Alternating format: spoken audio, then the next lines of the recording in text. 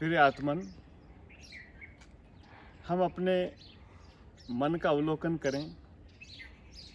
ये जो मन है ना, ये जब देने का समय आता है तो विचार करता है कितना दूं, सामने वाले की सामर्थ्यता को देख कर के ये मन देता है।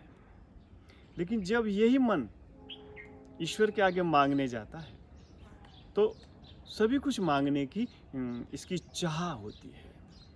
देते समय ये मन और हो जाता है और किसी को देते समय ये मन और हो जाता है।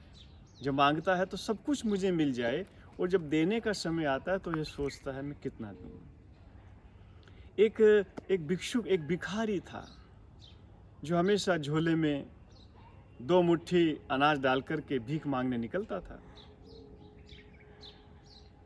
और सोचता था कभी ऐसा दिन आवेगा कि ये मेरी झोली कभी तो भरेगी। एक दिन ऐसा समय आ गया, नगर का सम्राट मार्ग से गुजर रहा था और नगर के सम्राट को उसके गुरु ने कहा था, यदि कोई भिक्षुक, यदि कोई भिखारी से तू हाथ जोड़ करके कुछ मांग लेगा तो तेरा राज्य संपन्न हो जाएगा। कहाँ राजा, कहाँ भिखारी।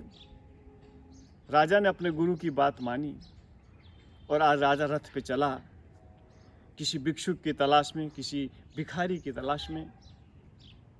और वो एक भिखारी मार्ग पे आ रहा था। अचानक दृश्य बदला। भिक्षुक का मन में भाव आ रहा था, भिखारी के मन में भाव आ रहा था, कभी कोई राजा मिले तो मुझे कभी फिर मांगने की आवश्यकता ना पड़े, ये रोज रोज का मांगना खत्म हो जाए। आज उसकी मुलाकात राजा से हो गई। राजा ने मार्ग के ऊपर आते हुए भिक्षुक को देखा। राजा रथ से नीचे उतरा और राजा ने बड़े भाव से नमस्कार उस भिक्षुक को किया, भिखारी को किया, और राजा ने अपना आंचल उस भिक्षुक के सामने कुछ देने के भाव से आगे कर दिया। अब जो वो भिखारी है, जो भिक्षुक है, उसने झोले में हाथ डाला। उसके पास तो 2 मुट्ठी अनाज था। अब मन में सोच रहा है, मैं तो सोच रहा था जब राजा मिलेगा मैं मांगूंगा, लेकिन संसार बड़ा विचित्र है। आज राजा मुझसे मांग रहा है। उसने अपने झोले में हाथ डाला और ना देने वाला मन। जब हम देने को तत्पर होते हैं तब हम विचार करते हैं।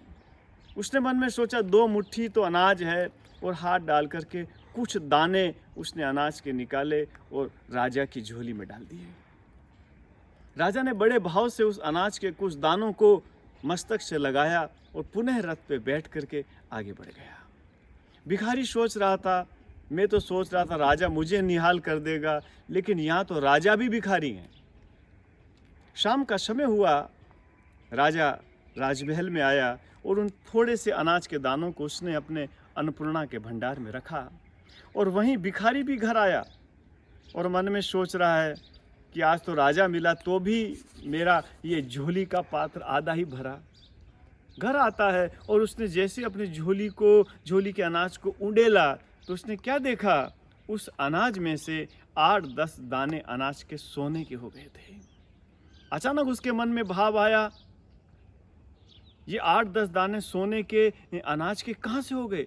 अचानक राजा का स्मरण आया और उसने कहा, अरे मैंने 7-8 दाने अनाज राजा को दिए थे, आज वो सारे के सारे सोने के हो गए। मैं भी कैसा मूर्ख था, आज मेरे पास राजा सामने खड़ा था। यदि मैं 2 मुट्ठी ही दे देता तो ये दोनों मुट्ठी अनाज सोने के हो जाते। तो ये जो मन है, जब देने का समय आता है तो ये कृपण हो जाता है, भिक्षुक हो जाता है, भिखारी हो जाता है, और जब लेने का समय आता है तो ये सब कुछ इच्छा करता है, चाह करता है। इसलिए अपने मन को उदार बनाएं, अपने मन को विराटता दें।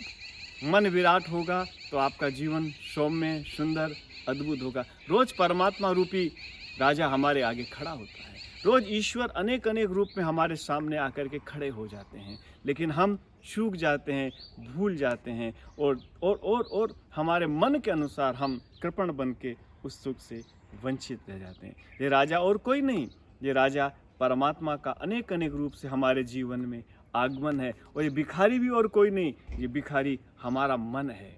यदि हमारा मन उदार होगा तो हम जीवन के उस सूत्र को समझ सकेंगे और उस परम पिता रूपी राजा के सामने आते ही हम अपने जीवन को अहोभाव से भर लेंगे। प्रभु आपकी जय हो।